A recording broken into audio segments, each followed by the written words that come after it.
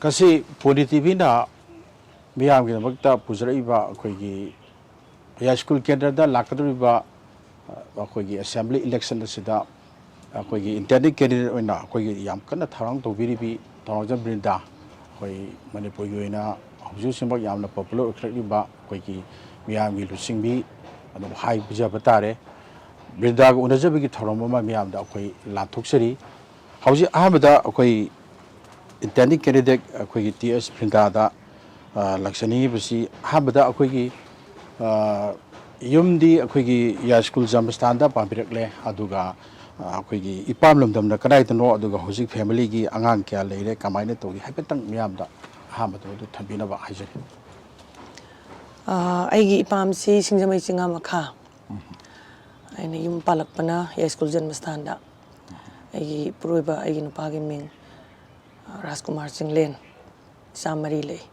akoi yamna deputed oiba post sama paibirami akoigi police ki force ta akoi lebirami masi akoi thadu akoi electoral politics ta akoigi lakhiba aduga masigi pandam aduga karamba ithil degi karamba wakhalon degi hariba manipur gi electoral politics ta candidate amoina chokthokani haibna YAISKUL kendra da lobiriba firepsi karamba wakhalon degi karamba isagi kari leibidigi no haibdo haipetang ahamada thabina manishingjeri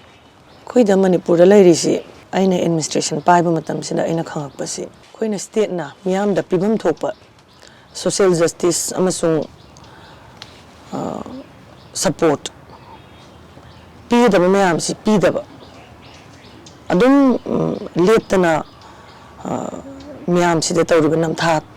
adegi miyam sida tawriba injustice si aina manung hanjana loi urak pasidagi as a police ai gi tawun thokpa ithawda free tawhanlak taba uruba miyam duga moina tawriba thawdo miyam dune thoglakadaba dune urura kansida kaino simai sum thadu tham taraga de khoi kaido batai lebak te lupabane kaido batai na khale yam toina hauroiba potsi problem sigi solution se kadai de lei sigi maladministration and bad governance sigi haurapam se kadai de lei na ina thirap pamatam sida state ta lei state haibadi pariba politician ekogi mihut leiriba ekogi mihut sing sida adegi mihut sing sida so amuk karino khwaidagi saw angam mathau sing sigi makhutta lei aduga ruling government na tawgadaba mathau neba as much as opposition na madui mathau do pangthokti haina sena gadab ada sigi potsi manipur da leite leitabasina ekogi leiba sarkar pairiba lengak pairiba singsina leitabadagi neba ngasi miyamna thengnariba problems amasung ekoisi as a yelhomi as a native of Manipur leiba ekoi 28 lakhs 2001 gi population se si ekoi totally ekoi mangi ba yaba gi threat neba ngasi leiris sigi threat miyam se kaidino masi state assembly dagi solve torokadaba issue neba masi issue se solve toroktaba aduna unless sigi law making gi policy making gi problem se masi ekoi kharana paisala kansida masi thengna dragadi yararoi haidana maramdi kaigino masi thadu thamen khalaseba asigi standard of law making standard of policy making jida thadu thambada manipur se hitara phanchalaroi aduna ahalaman aigi ojaguru mayam mana advice amasung support pira kansida masi legislature si changa kansida law making sida masi tang tawham thokpa ithausi tawraga ekhoina leibak si kan mangam ra yengsi habagi kano effort ne yamai je aduga muthang da hangjani gi sinda akoigi isasi if elected akoigi lawmaker ama oire ahan lawrisi mastage da akoigi legislature da akoigi assembly da phamaga akoigi andumaina manipur gi husik leiriba akoigi samaj gi oiba aduga economy gi oiba adegi political gi oiba hariba issues akoigi miyam da social justice akoi ifak phangde akoigi fulfillment haitare akoigi sarkana tawribasi maruina akoigi praja miyam da akoigi fulfill tawba akoina uzabada akoigi hausi fawbi akoigi achogo issues mayam also leini manipur gi haribasi ꯑꯩꯈꯣꯏꯒꯤ strike ꯇꯧꯗ꯭ꯔꯒꯗꯤ protest ꯇꯧꯗ꯭ꯔꯒꯗꯤ ꯑꯗꯒꯤ ꯑꯦꯖꯤꯇꯦꯁꯟ ꯍꯥꯏꯔꯤꯕ ꯇꯣꯉꯥꯟ ꯇꯣꯉꯥꯟꯕ ꯃꯁꯤ ꯇꯧꯗ꯭ꯔꯒꯗꯤ ꯑꯩꯈꯣꯏꯒꯤ ꯐꯨꯜꯐꯤꯜꯁꯤ ꯏꯇꯧ ꯇꯧꯕ ꯉꯝꯗꯕ ꯑꯗꯨꯒ ꯁ꯭ꯇꯤꯜ ꯑꯩꯈꯣꯏꯒꯤ ꯂꯣꯡ ꯄꯦꯟꯗꯤꯡ ꯗꯤꯃꯥꯟꯁ ꯃꯌꯥꯝ ꯑꯃꯁꯨ ꯃꯅꯤꯄꯨꯔꯗ ꯂꯩꯔꯤꯑꯕ ꯑꯗꯨꯅ ꯑꯩꯈꯣꯏ ꯕ꯭ꯔꯤꯟꯗꯥꯅ ꯑꯩꯈꯣꯏꯒꯤ ꯏꯁꯥꯁꯤ ꯂꯣ ꯃꯦꯀꯔ ꯑꯃ ꯑꯣꯏꯔꯕ ꯀꯥꯟꯗ ꯍꯥꯎ ꯐꯥꯔ ꯑꯩꯈꯣꯏꯒꯤ ꯀꯃꯥꯏꯅ ꯇꯧꯗꯅ ꯑꯩꯈꯣꯏꯒꯤ ꯂꯩꯔꯤꯕ ꯁꯣꯁꯥꯏꯇꯤꯗ ꯑꯩꯈꯣꯏꯒꯤ ꯐꯨꯜꯐꯤꯜ ꯇꯧꯍꯟꯕ ꯍꯥꯏꯕ ꯋꯥꯍꯩ ꯑꯃꯈꯛ ꯂꯩꯔꯤꯕꯁꯦ ꯀꯔꯝꯍꯥꯏꯅ ꯇꯧꯍꯟꯅꯕꯒꯤ ꯑꯩꯈꯣꯏꯒꯤ ꯃꯥꯒꯤ ꯒ꯭ꯔꯥꯎꯟ ꯅꯠꯇ꯭ꯔꯒ ꯃꯥꯒꯤ ꯂꯩꯔꯤꯕ ꯐꯤꯕꯝꯁꯦ ꯀꯔꯝ ꯅꯥꯀꯟꯗꯒꯤ ꯐꯨꯀꯠꯀꯗꯒꯦ ꯍꯥꯏꯕꯗꯤ ꯑꯩꯈꯣꯏꯅ ꯃꯌꯥꯝꯅ ꯈꯪꯕꯤꯔꯕꯗꯨꯗꯤ ꯂꯤꯗꯔ ꯐꯔꯒꯗꯤ ꯑꯩꯈꯣꯏꯒꯤ ꯂꯩꯕꯥꯛꯁꯤ ꯑꯗꯨꯝ ꯐꯒꯅꯤ ꯍꯥꯏꯕ ꯂꯩ ꯁꯃꯥꯖ ꯐꯒꯅꯤ ꯍꯥꯏꯕ ꯂꯩ ꯑꯗꯨꯅ ꯕ꯭ꯔꯤꯟꯗꯥꯅ ꯑꯩꯈꯣꯏꯒꯤ 60 ꯂꯩꯕꯁꯤꯗ ꯑꯩꯈꯣꯏꯒꯤ ꯃꯗꯨ ꯌꯥꯏꯁ꯭ꯀꯨꯜꯒꯤ ꯑꯃ ꯁꯤꯠꯁꯤꯗꯒꯤ ꯀꯥꯈ꯭ꯔꯒ ꯑꯦꯁꯦꯝꯕ꯭ꯂꯤꯗ ꯀꯔꯝꯍꯥꯏꯅ ꯇꯧꯗꯅ ꯑꯗꯨꯒꯤ ꯍꯥꯏꯔꯤꯕ ꯄ꯭ꯔꯣꯕ꯭ꯂꯦꯝꯁꯤꯡ ꯏꯁꯨꯁꯤꯡꯁꯦ ꯑꯩꯈꯣꯏꯒꯤ ꯁꯣꯜꯕ ꯇꯧꯕ ꯉꯝꯒꯅꯤ ꯍꯥꯏꯕꯁꯦ ꯀꯔꯝ ꯅꯥꯀꯟꯗꯒꯤ ꯍꯧꯕꯤꯒꯗꯕꯅꯣ ꯀꯃꯥꯏꯅ ꯇꯧ ꯍꯥꯏꯐꯦꯠꯇꯪ ꯃꯇꯦꯛ ꯑꯃꯇꯪ ꯊꯝꯕꯤꯌꯨ ꯃꯗꯨꯒꯤ ꯃꯇꯥꯡꯗ ꯇꯥꯃꯣ ꯑꯩꯅ ꯀꯩꯗꯧꯔꯛꯀꯗꯒꯦ ꯁꯤ ꯃꯃꯥꯡꯗ ꯇꯦꯜꯂꯞꯅ ꯑꯩ ꯀꯩꯒꯨꯝꯕ ꯈꯔꯗꯪ ꯊꯝꯖꯒꯦ ꯄꯩꯁꯥꯒꯤ ꯃꯇꯥꯡꯁꯤꯗ ꯑꯩꯈꯣꯏꯅ ꯃꯤꯌꯥꯝꯒꯤꯗꯃꯛꯇ ꯂꯥꯛꯏꯕ ꯋꯦꯜꯐꯤꯌꯔ ꯁꯄꯣꯔꯠ ꯁꯤꯁꯇꯦꯝ ꯍꯥꯏꯕꯗꯤ ꯍꯦꯜꯊ ꯏꯗꯨꯀꯦꯁꯟ ꯐꯨꯗ ꯍꯥꯎꯁꯤꯡ ꯂꯩꯔꯤꯕ ꯕꯦꯁꯤꯛ ꯅꯤꯗꯁ ꯃꯌꯥꯝ ꯑꯃ ꯁꯔꯀꯥꯔꯅ ꯊ꯭ꯔꯨ ꯗꯤꯐꯔꯦꯟ ꯗꯤꯄꯥꯔꯠꯃꯦꯟꯠꯁ ꯑꯩꯈꯣꯏꯗ ꯄꯤꯔꯤꯕ ꯃꯁꯤ ꯋꯦꯜꯐꯤꯌꯔ ꯉꯥꯛꯇꯅꯤ ꯃꯤꯌꯥꯝꯒꯤꯗꯃꯛꯇ ꯐꯅꯕ ꯇꯧꯕ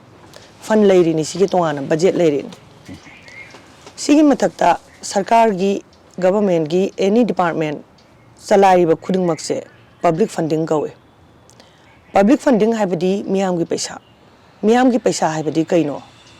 ꯃꯤꯌꯥꯝꯅ ꯄꯤꯔꯛꯄ ꯄꯩꯁꯥ ꯍꯥꯏꯕꯅꯦꯕ ꯑꯩꯈꯣꯏꯅ ꯇꯦꯛꯁ ꯃꯩꯇꯩꯂꯣꯟꯗ ꯁꯦꯟꯈꯥꯏꯑꯅ ꯄꯤꯔꯤꯁꯦ ꯇꯦꯛꯁꯁꯤ ꯑꯩꯈꯣꯏꯅ ꯊꯕꯛ ꯇꯧꯕ ꯃꯤꯒꯤꯅ ꯏꯟꯀꯝ ꯇꯦꯛꯁ ꯂꯩꯈ꯭ꯔꯦ ꯅꯠꯇꯕ ꯇꯦꯛꯁ ꯃꯌꯥꯝ ꯑꯃ ꯂꯩꯔꯤꯕ ꯁꯦꯟꯇ꯭ꯔꯦꯜ ꯇꯦꯛꯁ ꯁ꯭ꯇꯦꯠ ꯇꯦꯛꯁ ꯍꯥꯏꯁꯦ ꯏꯟꯗꯥꯏꯔꯦꯛ ꯇꯦꯛꯁꯦꯁ ꯃꯌꯥꯝ ꯑꯃ ꯁꯤ ꯑꯩꯈꯣꯏ ꯂꯣꯏꯅꯃꯛꯅ ꯁꯤꯒꯤ ꯄꯩꯁꯥꯁꯦ ꯈꯥꯏꯒꯠꯂꯀꯥꯟꯁꯤꯗ ꯁ꯭ꯇꯦꯠꯁꯤꯗ ꯑꯃꯁꯨꯡ ꯁꯦꯟꯇꯔꯗ ꯆꯠꯂꯒ ꯑꯗꯨꯒꯤ ꯄꯩꯁꯥꯗꯣ ꯑꯩꯈꯣꯏꯗ ꯑꯃꯨꯛ ꯋꯦꯜꯐꯤꯌꯔ ꯐꯟ ꯃꯌꯥꯝꯁꯦ ꯁꯤꯒꯤꯁꯤꯗ ꯏꯟꯚꯦꯁ ꯇꯧꯔ ꯊꯥꯗꯔꯛꯄꯅꯦꯕ ꯑꯗ ꯑꯩꯈꯣꯏꯗ ꯂꯩꯔꯤꯕ ꯍꯥꯏꯔꯤꯕ ꯋꯦꯜꯐꯤꯌꯔ ꯁꯄꯣꯔꯠ ꯁꯤꯁꯇꯦꯝ ꯃꯌꯥꯝꯁꯦ ꯂꯣꯏ ꯀꯣꯂꯥꯞꯁ ꯇꯧꯔꯦꯕ ꯃꯅꯤꯄꯨꯔꯗ ꯒꯚꯔꯟꯃꯦꯟꯠ ꯁ꯭ꯀꯨꯜ ꯑꯝꯇ ꯐꯖꯅ ꯐꯪꯁꯅꯦꯜ ꯑꯣꯏꯗꯦ ꯄ꯭ꯔꯥꯏꯃꯥꯔꯤ ꯍꯦꯜꯊ ꯁꯦꯟꯇꯔ ꯑꯝꯇ ꯐꯖꯅ ꯐꯪꯁꯅꯦꯜ ꯑꯣꯏꯗꯦ except for some few government ꯁ꯭ꯀꯨꯜꯁꯨꯅꯦ ꯑꯦꯛꯁꯦꯞ ꯑꯃꯅꯤ ꯅꯠꯇꯅꯅꯦ ꯂꯩꯇꯦꯕ ꯄ꯭ꯔꯥꯏꯃꯥꯔꯤꯗ ꯌꯦꯡꯕꯤꯌꯨ ꯍꯥꯏ ꯁ꯭ꯀꯨꯜꯗ ꯌꯦꯡꯕꯤꯌꯨ ꯍꯥꯌꯔ ꯁꯦꯀꯦꯟꯗꯔꯤꯗ ꯌꯦꯡꯕꯤꯌꯨ ꯀꯣꯂꯦꯖꯇ ꯌꯦꯡꯕꯤꯌꯨ ꯀꯌꯥꯝ ꯁꯥꯊꯤꯅ ꯀꯌꯥꯝ ꯐꯪꯁꯅꯦꯜ ꯑꯣꯏ ꯀꯌꯥꯝ ꯑꯣꯏꯗꯦ ꯍꯥꯏꯕꯁꯦ ꯕꯠ ꯁꯤꯗ ꯊꯥꯗꯔꯤꯕ ꯄꯩꯁꯥ ꯃꯌꯥꯝꯁꯤꯗꯤ ꯑꯩꯈꯣꯏ ꯄꯩꯁꯥ ꯉꯥꯛꯇꯅꯦꯕ ꯑꯗꯨꯅ ꯁꯤꯒꯤ ꯏꯟꯁꯇꯤꯇ꯭ꯌꯨꯁꯟꯁ ꯃꯌꯥꯝꯁꯤ ꯐꯦꯜ ꯑꯣꯏꯔꯛꯄꯗꯒꯤ ꯑꯩꯈꯣꯏꯒꯤ ꯆꯥꯗꯤꯡꯁꯦ ꯇꯣꯉꯥꯟꯅ ꯑꯩꯈꯣꯏ ꯂꯅꯥꯏꯗ ꯑꯃꯨꯛ ꯇꯤꯡꯉꯦꯕ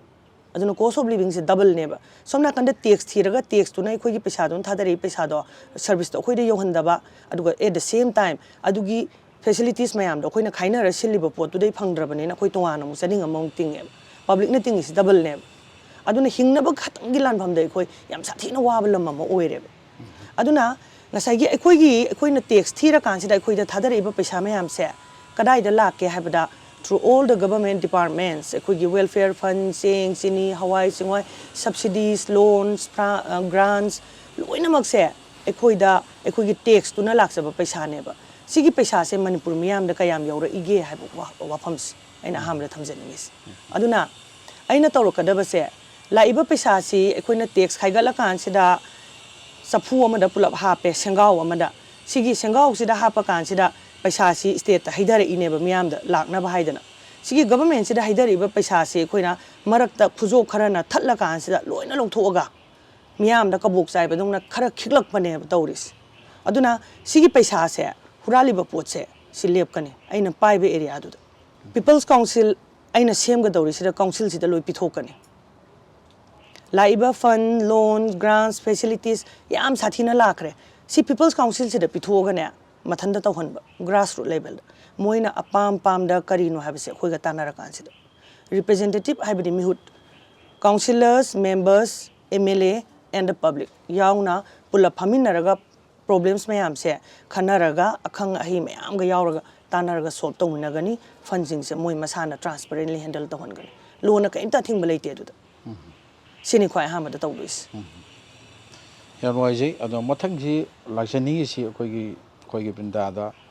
ꯑꯩꯈꯣꯏꯒꯤ ꯃꯔꯨꯑꯣꯏꯅ ꯏꯟꯗꯤꯌꯟ ꯑꯩꯈꯣꯏꯒꯤ ꯄꯣꯂꯤꯇꯤꯁꯤ ꯃꯅꯤꯄꯨꯔꯒꯤ ꯄꯣꯂꯤꯇꯤ ꯑꯗꯨꯒ ꯏꯟꯗꯤꯌꯥꯒꯤ ꯄꯣꯂꯤꯇꯤ ꯍꯥꯏꯁꯦ ꯑꯩꯈꯣꯏꯁꯨ ꯏꯟꯗꯤꯌꯟꯅꯤ ꯑꯗꯨꯒ ꯃꯁꯤ ꯈꯔ ꯇꯣꯉꯥꯟꯕ ꯑꯩꯈꯣꯏꯒꯤ ꯈꯔꯗꯤ ꯑꯗꯨꯝ ꯂꯩꯌꯦꯅ ꯑꯩꯈꯣꯏꯅ ꯂꯧꯖꯩ ꯑꯗꯨꯒ ꯃꯁꯤꯁꯤꯗ ꯃꯅꯤꯄꯨꯔꯗ ꯇꯧꯔꯤꯁꯤ ꯑꯩꯈꯣꯏꯒꯤ ꯚꯣꯠ ꯕꯦꯡꯛ ꯄꯣꯂꯤꯇꯤꯛꯁꯁꯦ ꯑꯗꯨꯝ ꯂꯩꯇꯕ ꯅꯠꯇꯦ ꯑꯩꯈꯣꯏꯒꯤ ꯁꯝꯅ ꯍꯥꯏꯔꯕꯗ ꯑꯩꯈꯣꯏꯅ ꯌꯨꯄꯤꯒꯤ ꯃꯌꯥꯕꯇꯤꯒꯨꯝꯕ ꯑꯩꯈꯣꯏ ꯅꯨꯄꯤ ꯂꯨꯆꯤꯡꯕꯤ ꯌꯥꯝꯅ ꯐꯥꯎꯕꯤ ꯑꯩꯈꯣꯏꯒꯤ ꯌꯥꯝꯅ ꯁꯛꯇꯤ ꯂꯩꯕꯤ ꯃꯁꯤ ꯊꯦꯡꯅꯩ ꯑꯗꯣ ꯑꯩꯈꯣꯏꯅ ꯋꯦꯁ ꯕꯦꯡꯒꯣꯜꯗ ꯑꯩꯈꯣꯏꯒꯤ ꯃꯃꯇꯥ ꯕꯦꯅꯔꯖꯤꯒꯨꯝꯕ ꯋꯦꯁ ꯕꯦꯡꯒꯣꯜꯗꯗꯤ ꯃꯣꯗꯤꯁꯤ ꯍꯥꯏꯖꯟꯕꯁꯤ ꯕꯤꯖꯦꯄꯤꯁꯤ ꯌꯥꯗꯦ ꯇ꯭ꯔꯤꯅꯥꯃꯨꯜ ꯀꯪꯒ꯭ꯔꯦꯁꯀꯤ ꯆꯤꯞꯁꯨ ꯑꯣꯏꯔꯤ ꯃꯥꯅꯀꯣ ꯑꯗꯨꯒ ꯍꯥꯏꯔꯤꯕꯁꯤ ꯃꯥꯁꯤ ꯑꯩꯈꯣꯏ ꯋꯦꯁ ꯕꯦꯡꯒꯣꯜꯗꯤ ꯃꯥꯗꯤ ꯑꯩꯈꯣꯏꯅ ꯁꯨꯝ ꯄꯥꯕ ꯊꯦꯡꯅꯖꯕꯗ ꯑꯩꯈꯣꯏꯒꯤ ꯗꯨꯔꯒꯥꯁꯤ ꯌꯥꯝ ꯅꯤꯡꯕ ꯑꯩꯈꯣꯏꯒꯤ ꯂꯝꯗꯝ ꯑꯃꯈꯛ ꯑꯣꯏꯕ ꯋꯦꯁ ꯕꯦꯡꯒꯣꯜꯁꯦ ꯑꯗꯨꯅ ꯑꯩꯈꯣꯏꯒꯤ ꯅꯨꯄꯤꯁꯤ ꯗꯨꯔꯒꯥꯒꯤ ꯁꯛꯇꯝꯅꯤ ꯍꯥꯏꯅ ꯌꯥꯝꯅ ꯔꯦꯁꯄꯦꯛ ꯇꯧꯖꯕ ꯑꯩꯈꯣꯏꯒꯤ ꯃꯦꯜ ꯁꯣꯁꯥꯏꯇꯤꯅ ꯑꯩꯈꯣꯏꯒꯤ ꯃꯦꯜ ꯀꯥꯎꯟꯇꯔꯄꯥꯔꯠꯅꯀꯣ ꯑꯗꯨꯒꯨꯝꯕꯁꯨ ꯈꯤꯇꯪ ꯑꯩꯈꯣꯏ ꯈꯔ ꯊꯦꯡꯅꯖꯩ ꯑꯗꯨꯅ ꯃꯁꯤ ꯑꯩꯈꯣꯏꯒꯤ ꯃꯃꯇꯥ ꯕꯦꯅꯔꯖꯤꯁꯤ ꯑꯩꯈꯣꯏꯒꯤ ꯑꯦꯟꯇꯤ ꯕꯤ ꯖꯦ ꯄꯤ ꯑꯗꯨꯅ ꯑꯩꯈꯣꯏꯒꯤ ꯚꯣꯠꯁꯤ ꯑꯩꯈꯣꯏꯒꯤ ꯑꯦꯟꯇꯤ ꯕꯤ ꯖꯦ ꯄꯤꯒꯤ ꯚꯣꯠꯁꯤ ꯃꯁꯤ ꯂꯧꯕ ꯃꯁꯤ ꯁ꯭ꯄ꯭ꯂꯤꯠ ꯇꯧꯈꯤꯗꯅꯕ ꯃꯣꯏꯅ ꯍꯣꯠꯅꯕ ꯑꯗꯒꯤ ꯃꯌꯥꯕꯇꯤꯁꯨ ꯑꯗꯨꯒꯨꯝꯕ ꯑꯩꯈꯣꯏꯒꯤ ꯂꯤꯗꯔ ꯑꯃ ꯌꯨ ꯄꯤꯒꯤꯀꯣ ꯑꯗꯣ ꯍꯥꯏꯔꯤꯕꯁꯤ ꯃꯈꯣꯏꯒꯤ ꯚꯣꯠ ꯕꯦꯡꯛ ꯄꯣꯂꯤꯇꯤꯛꯁꯁꯤ ꯗꯂꯤꯠꯀꯨꯝꯕ ꯑꯩꯈꯣꯏꯒꯤ ꯌꯥꯝꯅ ꯀꯥꯁꯀꯤ ꯏꯟꯗꯤꯌꯥꯒꯤ ꯑꯩꯈꯣꯏꯒꯤ ꯌꯥꯝꯅ ꯍꯥꯏꯌꯥꯔꯀꯤ ꯌꯥꯝꯅ ꯏꯟꯐꯦꯃꯁ ꯑꯣꯏꯕ ꯍꯥꯏꯌꯥꯔꯀꯤ ꯁꯤꯁꯤꯗ ꯍꯧꯖꯤꯛꯁꯨ ꯑꯗꯨꯝ ꯁ꯭ꯇꯤꯜ ꯆꯠꯅꯔꯤ ꯏꯟꯗꯤꯌꯥꯗ ꯑꯗꯨꯅ ꯃꯃꯤ ꯅꯦꯄꯦꯠ ꯍꯟꯗꯛ ꯑꯩꯈꯣꯏꯒꯤ ꯐꯥꯅꯤ ꯑꯩꯈꯣꯏꯒꯤ ꯁꯥꯏꯀ꯭ꯂꯣꯟꯗ ꯑꯩꯈꯣꯏꯒꯤ ꯁꯦꯜꯇꯔꯁꯤꯡꯗ ꯑꯩꯈꯣꯏꯒꯤ ꯃꯌꯥꯝꯁꯤ ꯂꯩꯕ ꯀꯥꯟꯗ ꯀꯩꯅꯣ ꯗꯂꯤꯠ ꯑꯣꯏꯔꯝ ꯇꯥꯔꯒꯗꯤ ꯑꯩꯈꯣꯏ ꯒꯦꯔꯥꯎꯠ ꯅꯣꯏ ꯂꯩꯕ ꯑꯝꯇ ꯌꯥꯔꯣꯏ ꯍꯥꯏꯗꯅ ꯑꯩꯈꯣꯏꯒꯤ ꯗꯂꯤꯠ ꯇꯥꯟꯊꯣꯛꯈꯤꯕꯒꯤ ꯑꯩꯈꯣꯏ ꯈꯔ ꯁꯨꯝ ꯊꯦꯡꯅꯖꯩ ꯑꯗꯨꯅ ꯗꯂꯤꯠꯁꯤ ꯌꯥꯝꯅ ꯅꯦꯝꯅ ꯂꯩꯕ ꯑꯗꯨꯅ ꯍꯧꯖꯤꯛꯀꯤ ꯍꯥꯏꯔꯤꯕ ꯑꯩꯈꯣꯏꯒꯤ ꯚꯣꯠ ꯕꯦꯡꯛ ꯄꯣꯂꯤꯇꯤꯛꯁꯁꯦ ꯃꯌꯥꯕꯇꯤ ꯍꯣꯏꯅ ꯗꯂꯤꯠꯇ ꯑꯩꯈꯣꯏꯒꯤ ꯑꯗꯨꯃꯥꯏꯅ ꯕꯦꯁ ꯇꯧꯔꯒ ꯃꯥꯁꯤ ꯑꯗꯨꯃꯥꯏꯅ ꯃꯥꯁꯤ ꯂꯤꯗꯔ ꯑꯣꯏꯕ ꯉꯝꯈꯤ ꯚꯣꯠꯇ ꯃꯥꯏ ꯄꯥꯛꯄ ꯍꯥꯏꯕ ꯁꯤꯒꯨꯝꯕ ꯆꯥꯎꯔꯛꯄ ꯂꯩ ꯑꯗꯨꯒ ꯑꯩꯈꯣꯏꯅ ꯕ꯭ꯔꯤꯟꯗꯥꯒꯤꯅ ꯑꯩꯈꯣꯏꯒꯤ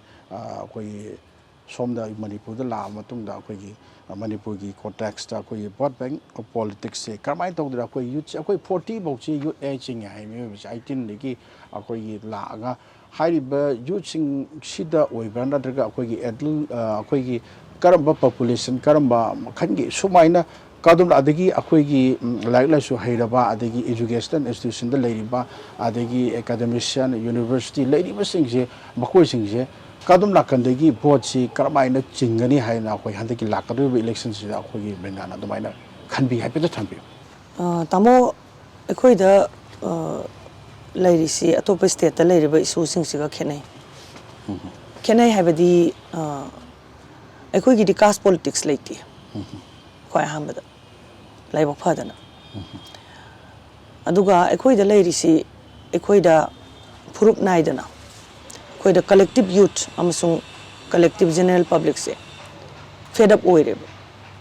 ꯂꯩꯔꯤꯕ ꯁꯤꯁꯇꯦꯝꯁꯤꯗ ꯁꯤꯁꯇꯦꯝ ꯒꯕꯔꯅꯦꯟꯁ ꯂꯩꯉꯥꯛꯀꯤ ꯊꯧꯗꯣꯛꯁꯤꯗ ꯃꯣꯏ ꯄꯦꯜꯂꯦꯕ ꯑꯗꯨꯅ ꯑꯩꯈꯣꯏꯒꯤꯗꯤ ꯏꯁꯨꯁꯦ ꯔꯥꯗꯔ ꯂꯥꯏ ꯍꯥꯏꯇꯥꯔꯦ ꯃꯔꯝꯗꯤ ꯄꯣꯄꯨꯂꯦꯁꯟ ꯄꯤꯛꯄꯩ ꯃꯇꯨꯡ ꯏꯟꯅ ꯃꯤ ꯁꯤꯡꯁꯤ ꯒ꯭ꯌꯥꯟ ꯇꯥꯕꯗ ꯌꯥꯝ ꯊꯨꯅ ꯑꯗꯨꯝ ꯃꯤꯀꯞꯁꯦ ꯊꯣꯛꯄꯒꯤ ꯄꯣꯁꯤꯕꯤꯂꯤꯇꯤꯗꯣ ꯀꯩꯒꯤꯅꯣꯗ ꯅꯍꯥꯒꯤ ꯆꯥꯡꯁꯦ ꯑꯩꯈꯣꯏꯗ ꯑꯩꯅ ꯑꯗꯨꯝ ꯍꯟꯖꯟ ꯍꯟꯖꯟ ꯍꯥꯏꯖꯕ ꯅꯍꯥꯒꯤ ꯆꯥꯡꯁꯤ ꯌꯥꯝꯃꯦꯕ ꯅꯍꯥꯒꯤ ꯆꯥꯡ ꯌꯥꯝꯃꯤ ꯑꯗꯨꯒ ꯑꯞ ꯇꯨ ꯆꯍꯤ 55 ꯐꯥꯎꯒꯤ ꯔꯦꯟꯖꯁꯦ 18ꯗꯒꯤ ꯁꯤꯁꯤꯅ ꯃꯦꯛꯁꯤꯃꯝ ꯄꯣꯄꯨꯂꯦꯁꯟꯅꯦꯕ ꯑꯗꯨꯒ ꯂꯥꯏꯔꯤꯛ ꯍꯩꯕꯒꯤ ꯆꯥꯡ ꯋꯥꯡꯉꯤ ꯑꯗꯨꯒ ꯖꯦꯅꯔꯦꯜ ꯗꯤꯁꯦꯟꯁꯦ ꯌꯥꯝ ꯋꯥꯡꯉꯦꯕ ꯃꯅꯤꯄꯨꯔꯗ ꯅꯍꯥꯁꯤꯡꯁꯤꯒꯤ ꯑꯍꯜꯂꯣꯟꯁꯤꯡꯁꯤꯁꯨ ꯌꯦꯡꯕ ꯌꯥꯕ ꯌꯦꯡꯉꯛꯑꯦ ꯉꯁꯤꯐꯥꯎꯗ ꯄꯥꯝꯃꯤꯕ ꯑꯑꯣꯟꯕꯁꯤ ꯁꯨꯛꯂꯥꯛ ꯂꯥꯛꯇ꯭ꯔꯦ ꯍꯥꯏꯕꯒꯤ ꯃꯣꯏꯗꯁꯨ ꯐ꯭ꯔꯁꯇ꯭ꯔꯦꯁꯟ ꯃꯔꯝꯗꯤ ꯄꯣꯂꯣꯏꯒꯤ ꯂꯣꯏꯔꯝꯗꯥꯏ ꯄꯨꯟꯁꯤꯁꯤꯗ ꯑꯐꯕ ꯏꯪ ꯇꯞꯄ ꯃꯔꯥ ꯆꯦꯠꯄ ꯃꯊꯧ ꯇꯧꯕ ꯂꯩꯉꯥꯛ ꯑꯃ ꯀꯩꯅꯣ ꯇꯧꯔꯒ ꯌꯥꯎꯔꯒ ꯑꯗꯒꯤ ꯊꯦꯡꯅꯔꯒ ꯂꯣꯏꯕ ꯍꯥꯏꯕꯁꯤ ꯑꯍꯜꯒꯤ ꯃꯣꯏ ꯀꯨꯏꯅ ꯚꯣꯠ ꯕꯦꯡꯛꯁꯇ ꯏꯂꯦꯛꯇꯣꯔꯦꯜ ꯄꯣꯂꯤꯇꯤꯛꯁꯇ ꯌꯥꯎꯔꯛꯏꯕ ꯑꯍꯜ ꯃꯌꯥꯝꯒꯤꯁꯨ ꯗ꯭ꯔꯤꯝꯅꯦꯕ ꯎꯕ ꯐꯪꯗꯅ ꯂꯥꯛꯑꯕꯅꯦꯕ ꯁꯣ ꯖꯦꯅꯔꯦꯜ ꯗꯤꯁꯦꯟꯠ ꯑꯦꯟ ꯄꯦꯟꯗꯕ ꯑꯗꯒꯤ ꯂꯩꯔꯤꯕ ꯒꯕꯔꯅꯦꯟꯁꯁꯤꯗ ꯂꯩꯔꯤꯕ ꯑꯩꯈꯣꯏꯒꯤ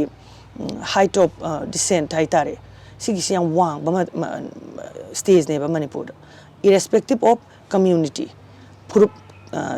ꯆꯤꯡ ꯇꯝ ꯌꯦꯡꯗꯅ ꯄꯦꯟꯅꯗꯕꯒꯤ ꯄꯦꯟꯗꯕ ꯉꯥꯛꯇꯅꯦꯕ ꯑꯗꯨꯅ ꯔꯥꯗꯔ ꯃꯤꯀꯞ ꯊꯣꯛꯄꯗ ꯑꯗꯨꯝ ꯌꯥꯝ ꯊꯨꯅ ꯊꯣꯛꯄ ꯃꯔꯝꯗꯤ ꯊꯣꯛꯑꯦ ꯍꯥꯏꯕꯁꯤ ꯀꯩꯒꯤꯅꯣꯗ ꯑꯩꯉꯣꯟꯗ ꯂꯩꯔꯤꯕ ꯁꯄꯣꯔꯠ ꯁꯤꯁꯇꯦꯝꯁꯤ ꯃꯤꯀꯞ ꯊꯣꯛꯇ꯭ꯔꯒꯗꯤ ꯁꯨꯡꯂꯩ ꯂꯩꯔꯣꯏꯕ ꯑꯗꯣ ꯁꯤꯒꯤ ꯄꯣꯠꯁꯤ ꯑꯩꯅ ꯑꯉꯥꯡꯁꯤꯡꯁꯤ ꯂꯨꯄꯥ ꯑꯃ ꯄꯤꯗꯅ ꯅꯦꯛꯎꯕ ꯅꯠꯇꯦ ꯑꯗꯩ ꯂꯥꯛꯏꯕ ꯁꯄꯣꯔꯇꯔꯁ ꯃꯌꯥꯝꯁꯤ ꯑꯟꯗ꯭ꯌꯨ ꯏꯟꯐ꯭ꯂꯨꯌꯦꯟꯁ ꯑꯣꯔ ꯂꯨꯄꯥ ꯑꯃ ꯄꯩꯁꯥ ꯄꯤꯗꯅ ꯑꯗꯨ ꯑꯗꯥ ꯇꯧꯕ ꯑꯝꯇ ꯅꯠꯇꯦꯕ ꯑꯗꯣ ꯁꯤꯒꯤ ꯄꯣꯠꯁꯤ ꯃꯤꯀꯞ ꯊꯣꯛꯄꯒꯤ ꯁꯤꯝꯇꯝꯅꯦꯕ ꯑꯗꯨꯅ ꯂꯩꯔꯤꯁꯦ ꯑꯩꯈꯣꯏꯅ ꯌꯨꯄꯤꯒꯤ ꯄꯣꯂꯤꯇꯤꯛꯁꯇꯨꯒ ꯑꯩꯈꯣꯏ ꯁ꯭ꯋꯥꯏꯒ ꯈꯦꯠꯅꯩ ꯍꯥꯏꯕꯗꯤ ꯔꯥꯗꯔ ꯑꯩꯈꯣꯏꯒꯤꯗꯤ ꯁꯔꯀꯥꯔꯗ ꯄꯦꯟꯗꯕꯁꯦ ꯆꯤꯡ ꯑꯣꯏꯒꯦꯔꯥ ꯇꯝ ꯑꯣꯏꯒꯦꯔꯥ ꯄꯦꯟꯗ꯭ꯔꯗꯤ ꯄꯦꯟꯗꯦ ꯍꯥꯏꯕꯒꯤ ꯌꯨꯅꯥꯏꯇꯦꯗꯂꯤ ꯂꯦꯞꯄꯒꯤ ꯀꯩꯅꯣ ꯑꯃ ꯂꯩꯌꯦꯕ ꯑꯗꯨꯅ ꯅꯍꯥꯁꯤꯡꯁꯦ ꯃꯤꯀꯞ ꯊꯣꯛꯄꯅꯤꯅ ꯀꯝꯄꯜꯁꯔꯤ ꯗꯤꯁꯤꯖꯟ ꯃꯦꯀꯤꯡ ꯁ꯭ꯇꯦꯖꯅꯦꯕ ꯃꯣꯏꯁꯦ ꯑꯗꯨꯅ ꯃꯣꯏꯅ ꯏꯃꯨꯡꯁꯤꯡꯁꯦ ꯗꯤꯁꯤꯖꯟ ꯃꯦꯀꯤꯡꯁꯤꯗ ꯆꯥꯎꯅ ꯌꯥꯎꯕꯒꯤ ꯁ꯭ꯇꯦꯖ ꯑꯃ ꯀꯩꯒꯤꯅꯣꯗ ꯚꯣꯠꯁꯦ ꯑꯩꯅ ꯆꯪꯉꯛꯇ꯭ꯔꯤꯉꯩꯗ ꯑꯩ ꯌꯥꯝ ꯀꯨꯞꯅ ꯅꯩꯅꯈꯤꯕ ꯑꯍꯜ ꯂꯃꯟ ꯃꯌꯥꯝꯁꯤꯒ aduna sini lerise aduna adum yam sauba kanunida habidi tholakani habidi cross constituency voting se cross constituency voting se one of the most powerful kanuneba voting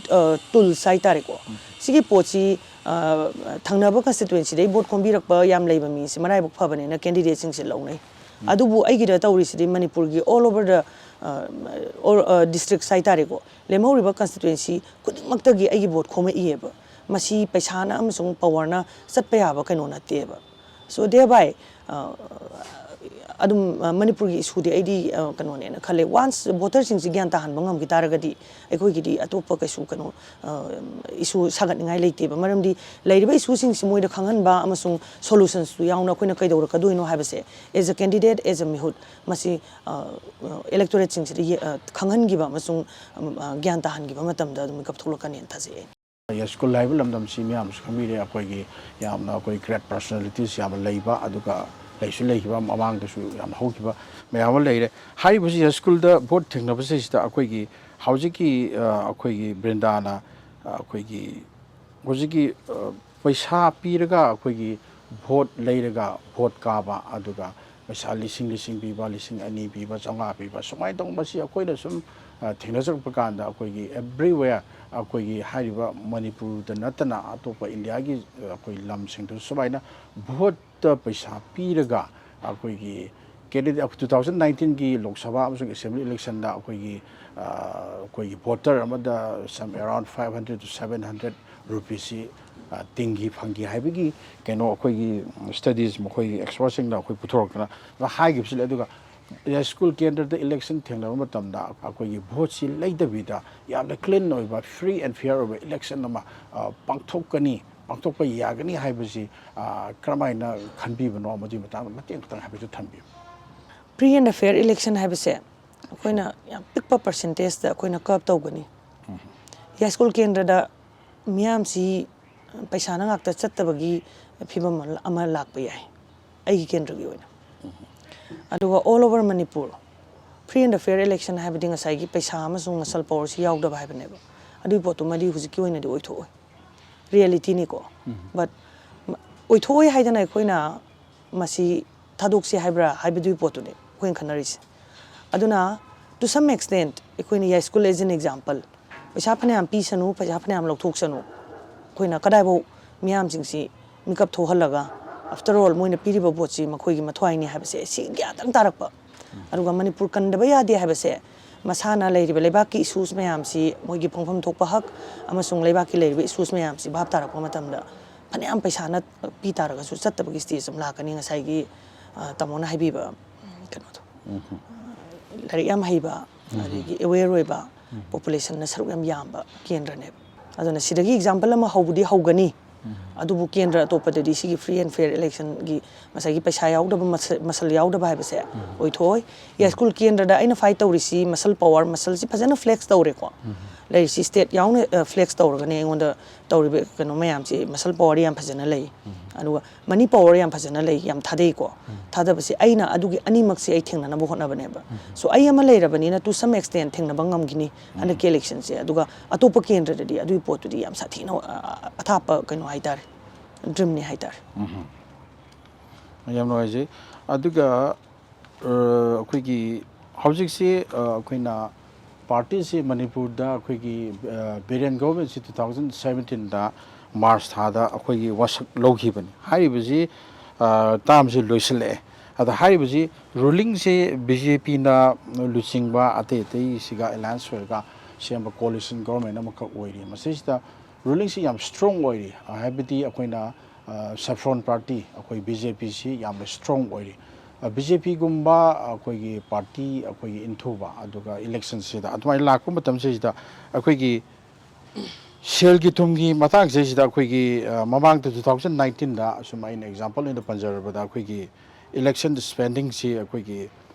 kano si Congress ki di makoi ji paisa ji yam ngam gi the makoi ji 15% to 15% mutang makoi ji spending si ngam gi hai adana madu mai su mai thi ki Congress yam song na makoi gi election trouble si lakhi hai ri se da BJP di magi ruling da leiba aduga ngasai gi funding tong do mi si mayam ama lei ki bidigi ade paisa ji yam song na sinaba ngam gi hai na koi 55,000 to 60,000 crore about just spent okay masi beyond koi election commission of India na permit to ibudiki limit to the yam head on the win masi studies in high ado Manipur to high with the akwina candidate the political parties na makoina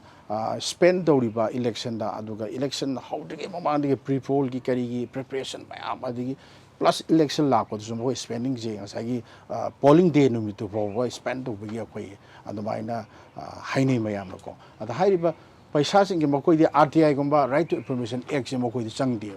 makoi di akoina political party no koi half 100 crore tara sikrai di pisa no koi RTI thabe ya de makoi di ala paisa se makoi na masi dum kom le sinabu ya bi film le ada election se lakadu election se da paisa se koi gi sina de bita akoi gi bham ta ba akoi gi yamna singba aduga miyam gi dum thabak to bi rakadaba adugumba leader ma samaj ki khanba ma Kanbasi mathau tare madu tungi oina koi future gi nungaine lebi da good life am phang lebi da miyamna khanga da bisi aduni ada aha ma da sai BRINDA na pambi gi adu tar di akoina electorate akoina bhab tan ba ma khak change hai bane ada electorate che bhab tan bu che akoina tel lo matam se sida akoi hujik lairi ba tha khara si gi manung se sida akoina kamai tong na makhoi si capture tong na ba akoi vote che akoi BRINDA na masigi magi strategy gum hai tare masi vote ki strategy si amna openly haidopadi yadi amu to so masi kamai dong no makhoi si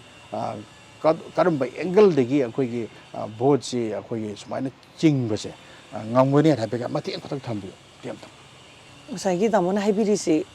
leiriba masalen mani power se na kamai fight to ga ha bane ba si kamai fight to ga miyam si asumba vote pi han ga da ha bane ba engonda paisa leite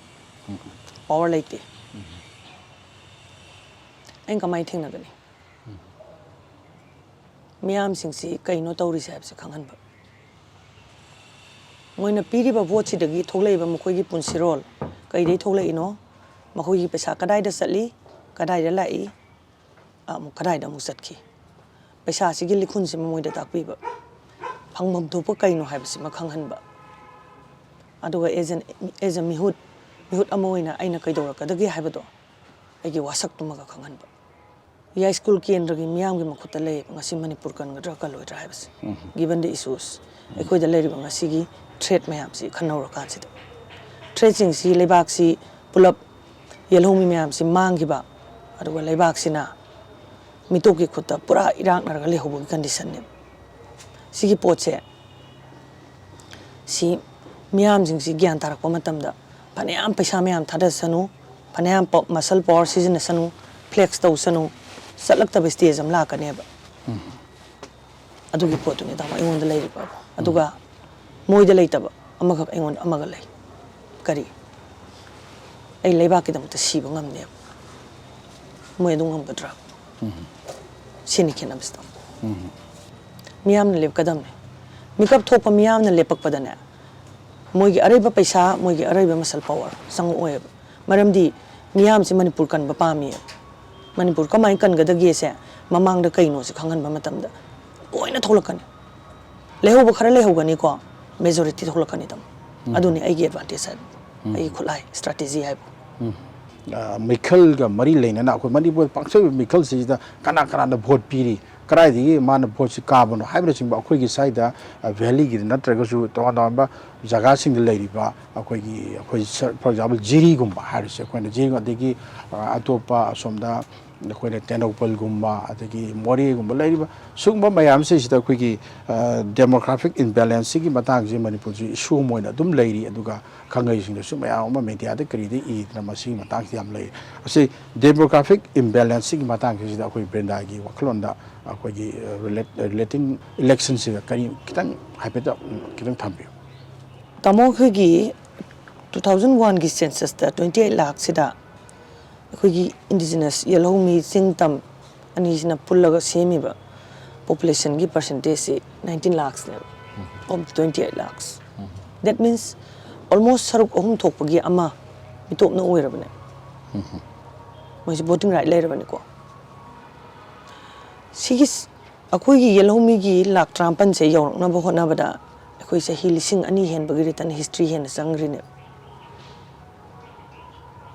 Aduga akoigi leiriba population sigi tangkhai ama mukse mitopna oisalak taragadi yelhomi gi 19 lakhs ki tangkhai muk ne bang sangi 9 lakhs. So me ko. Si karam haina karai dagi la aga asuk thuna akoi gi saruk tangkhai ama akoi gi population gi tangkhai ama mukki sang se mitop noi sala abane kamai oi sala ino madu voting right su phanga bane lairi ba akoi gi democracy haibasi dadi majority na haibu ne miyam na haibu ne bada lairi ba yelhomi sigi saruk tangkhai ama se mitop no oi gra bane one gi census ta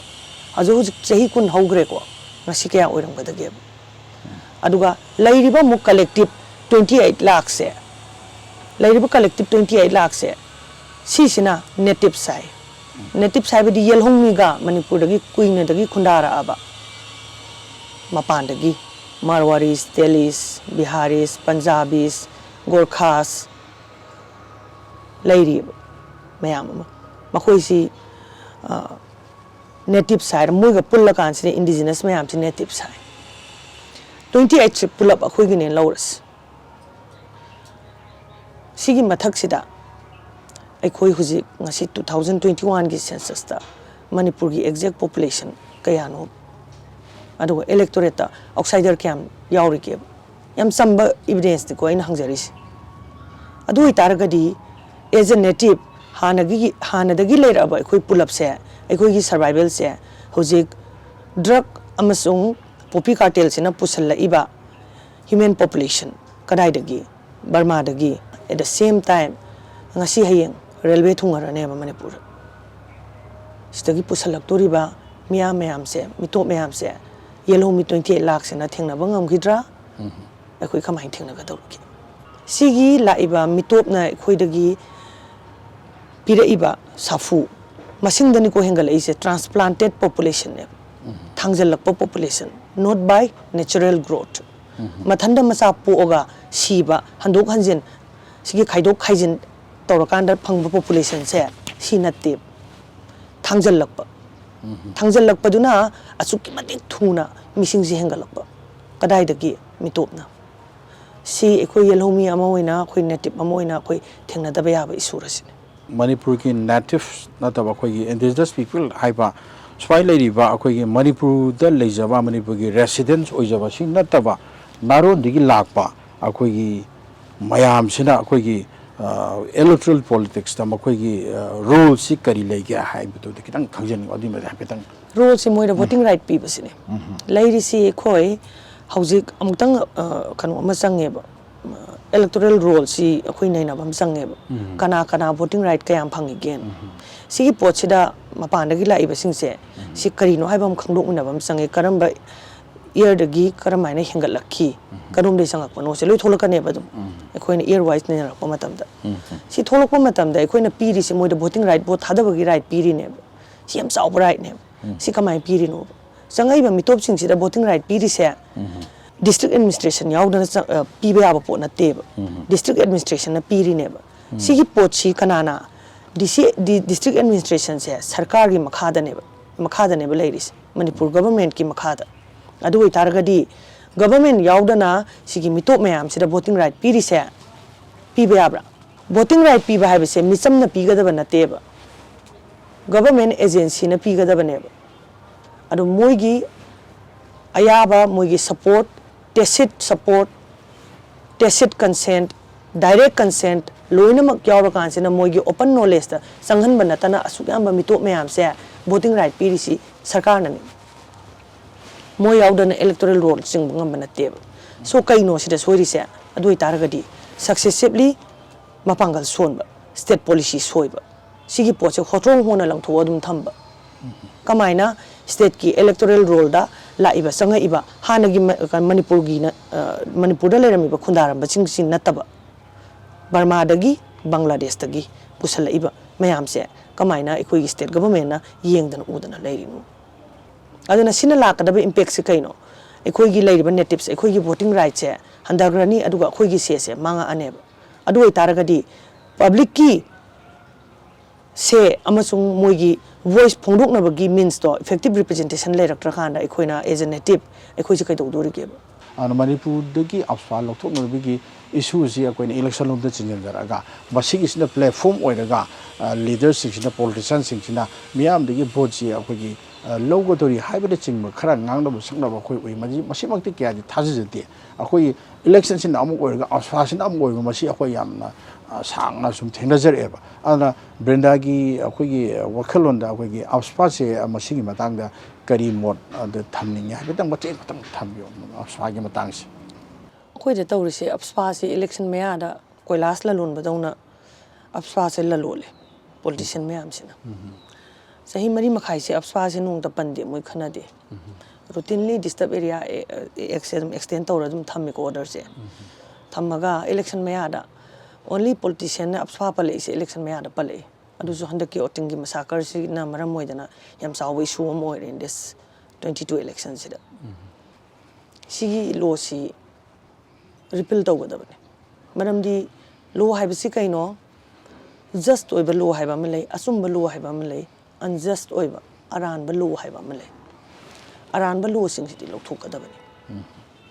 asumba law sing lo thamgadabani amasung semdokadabane asoi anga mapa da masi amendment ko aran ba law ni haibasi akhoi masi marei su yeningai leite khananingai su leite mala le miyoiba amabu miyoiba khulai paiba mana ai heta singnai haibagi kano sida condition sida mi ama kapaga hatpa yabagi power piba haibase sidi yam lale democracy haiba lengak lon sidadi magi sigumba law sigi mafam suklai leite nithau paling matam da bugu leite nithau paling ai nithau duna hatlu kaindi hatlam be yai ko aduga heta magi khumilan mina singnai haidana mi pang hat hatpa tuppa yabagi pot ke su leite aduma aran ba law ne masi law si leiri gai minami otpa lei hen gini aduga apunba amatoibagi saklona ma sagat ningi ba potse sagat pangamoi awang nung puklam lamdam si tongana tabagi wakhalon si miyam da matam pumba dum leini maram di yam tamthi makhalgi law ne yam sathina lan ba